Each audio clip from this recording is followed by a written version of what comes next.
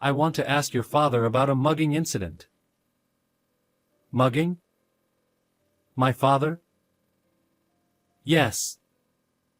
Your father is suspected of mugging. Is he at home now?" "Yes, he is here." "Do you want to see him?" The police officer looked puzzled for a moment at my tone, but said, "Please let me see him," so I took the police officer into the house and opened the door. "My father is here." The police officer was stunned to see my father there. "This was a few months ago. My name is James. I'm a fourth-year university student. I've decided to work for a major company, but there's still something I'm undecided about. Whether or not to take over my father's company. My father is the president of a small factory. When I was young, I wanted to take over the factory and become a president like my father, but that feeling disappeared when I entered my rebellious phase. I began to feel embarrassed by my father, who was always covered in oil stains in his work clothes. That feeling remained unchanged even after I became a teenager and even now, somewhere in my heart. After becoming an adult and working part-time jobs, I began to respect my father, who worked hard while supporting many employees and their families. But I couldn't shake the feeling that a salaryman who wears a suit and works hard is cooler than my father. One day, while shopping with my father, we were suddenly called out from behind. "James." My father and I turned around together. There was a man of the same age as my father. "Jack. Long time no see." This Jack person was apparently a classmate of my father's from high school. Jack, who was wearing a suit, happened to be on an outside sales trip. After revealing that he worked for a famous large company, Jack asked my father, "Did you take over the family business after all?" "Oh yeah, that's right. We're still managing somehow." "That dirty little factory of yours? You've become quite something as its president. And you're only a high school graduate? That's impossible. You really are pathetic." I was shocked by Jack's words. That factory was started by my grandfather and my father is the second generation. I knew he had taken over after graduating from high school, but I never thought there would be a classmate who would make fun of him like that. Jack continued to smile silently at my father. "So? Did you make your father's factory bigger? You said you were going to take over the company in high school and make it bigger." "No. Unfortunately, I didn't have any business sense. That dream didn't come true." "Ha ha ha. You couldn't help it. You're good with your hands, but your head isn't very good. But it's good that you didn't go bankrupt. I thought guys like you were going bankrupt." Jack laughed heartily and slapped my father on the shoulder before saying, "I have more work to do, so let's catch up at the next reunion," and leaving. My father, who had been talked down to, looked a little awkward and said, "Shall we go?" before walking off to resume shopping. At that time, I felt that my father's work was something that was being made fun of without any rebuttal from me. The balance between taking over my father's company or continuing to work for a famous large company tilted heavily towards working for the latter. A few weeks later, my father's alumni association was held. By chance, it was held at the bar where I worked part-time. The place was busy with many customers that day, and I didn't have many opportunities to bring food and drinks to the table where my father's alumni association was being held. I thought it was lucky, but I eventually had a chance to go to that table. I felt a little embarrassed about bringing drinks to my father's alumni association, but I kept quiet because it was my job. Our bar has private rooms.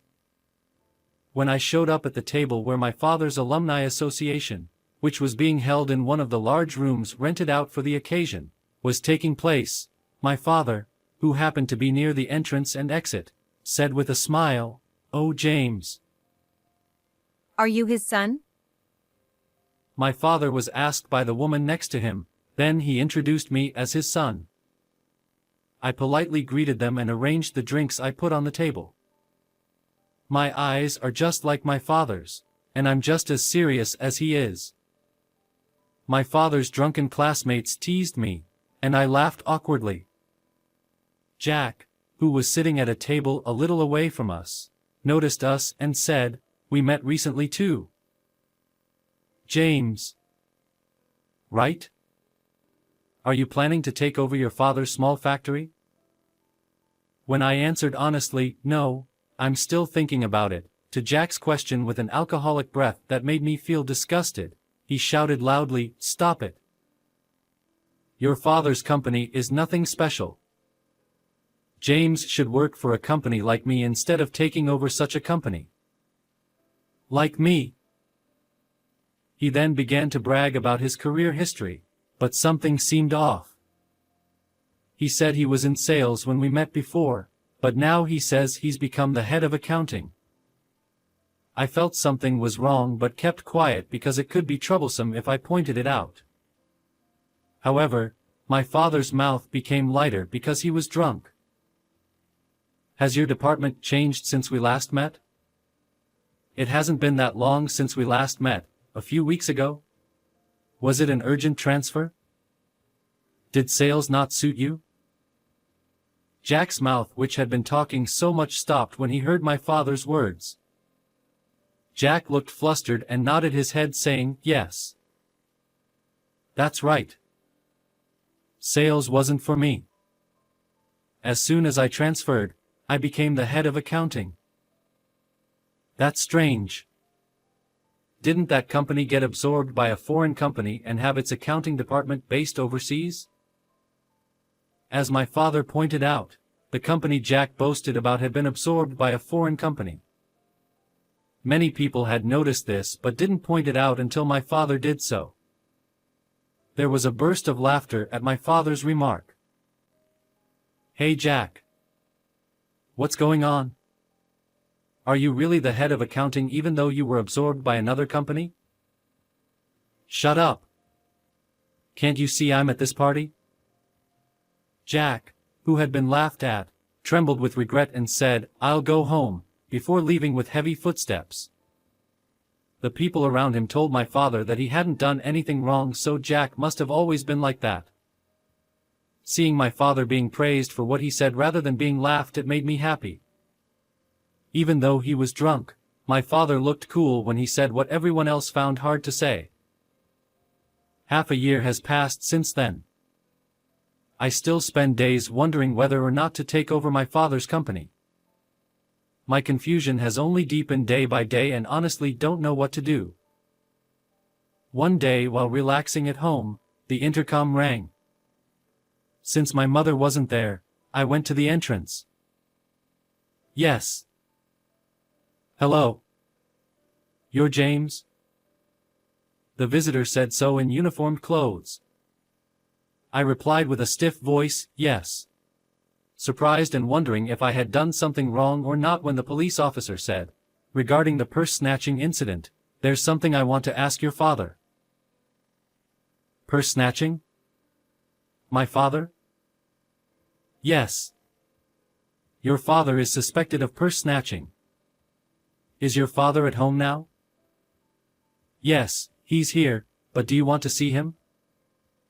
The police officer looked puzzled for a moment at my tone, but said, "Please let me see him," so I let the police officer into my house and opened the door to the room.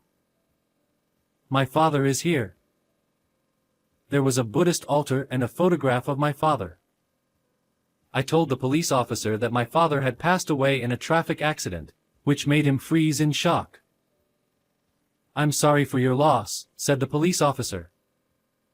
I asked him, "My father is not the kind of person who would snatch purses. Who suspects my father of being a purse snatcher?" "I can't tell you that because it's personal information. I'm sorry for bothering you today." After apologizing to me several times, the police officer left. I was confused about who had accused my father of purse snatching, but I soon found out. A few days later, I was working at my father's factory to fill the void left by his absence.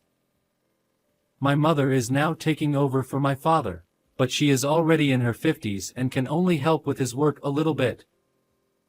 To fill my father's void, I was helping out at the factory when Jack came barging in. "Take me to your father. Return what he stole."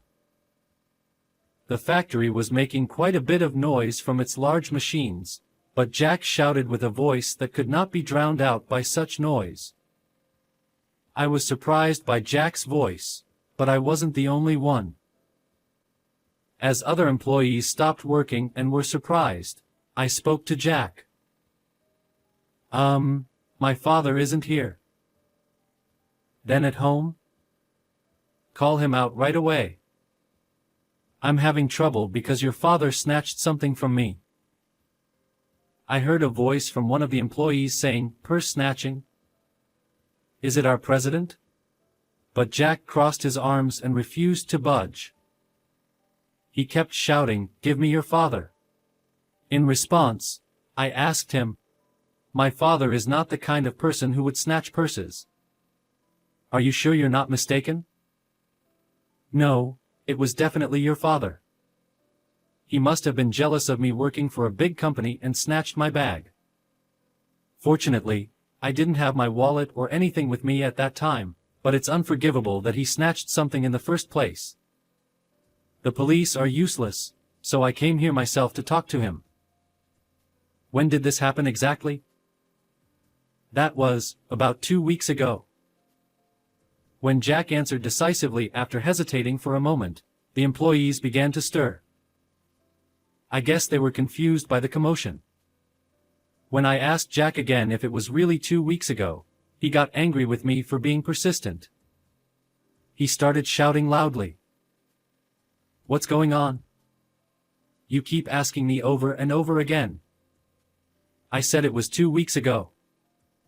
An elite like me came all the way to this small and smelly factory just for this. Hurry up and let me talk to your father."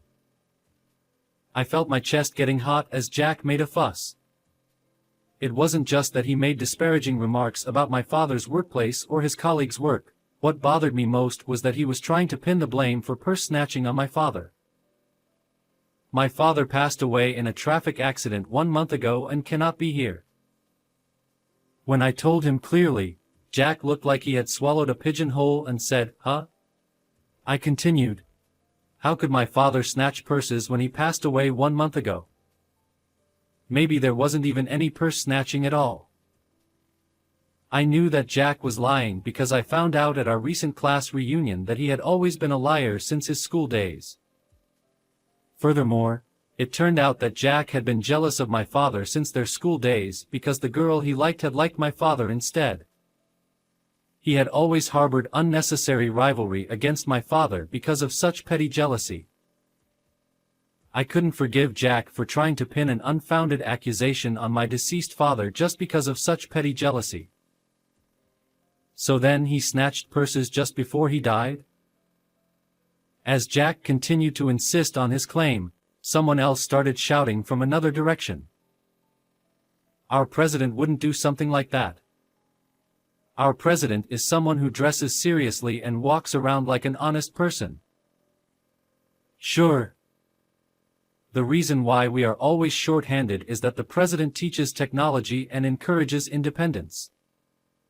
He was a good person who always thought about the staff and business partners without thinking about profits. As Jack trembled, voices praising his father rose one after another. I was honestly moved. I felt ashamed of myself for thinking that my father's work was embarrassing. My father was a president who was respected by his staff and loved enough to be protected even in such a situation. Jack's eyes were filled with tears as he heard the voices of the factory workers defending my father. I delivered the final blow. The fact that you tried to frame my father for a lie. I will definitely consult with the police. With that, Jack raised his voice and fled from the factory. Afterwards, I went to the police as promised to report that my father had been falsely accused by Jack. The evidence was a recording of Jack's statement made by one of the staff members who had been thoughtful enough to record the argument at that time. Thanks to this, there was evidence left. The police acted quickly because there was evidence, and Jack was caught in no time. Jack's lie about accusing someone of a crime became his own crime, and he ended up in jail for a while. He had insulted my father while he was alive and tried to frame him even after he died. I felt relieved that he got what he deserved. A few days later, someone claiming to be Jack's wife came to our house with a gift box to apologize to me and my mother. When I asked if it was because of what happened at the reunion that Jack had framed my father, Jack's wife sighed and told me, Yes, that's right. It seems that he was hurt at the reunion. Actually, Jack was an elite who had been fired from his company. He had been looking for a job but it didn't go well, and that's when he met me and my father. Jack, who was obsessed with being an elite, lied, but when he got drunk, he told inconsistent lies and ended up embarrassing himself. He began to resent my father and decided to frame him. I was disgusted by his ridiculous reason for lying, but it seemed that Jack's wife felt the same way. She told me that she intended to divorce him. Jack apparently had no children, so even if he got out of jail, no one would be waiting for him. After graduating from college, I decided to take over my father's company. One reason was that I was worried about the management of the company since my father had just passed away. Another reason was that I couldn't forget the voices of the staff members who had protected my father when Jack lied about him. I wanted to become a president who is loved and respected by staff members like them. That incident became a turning point for me.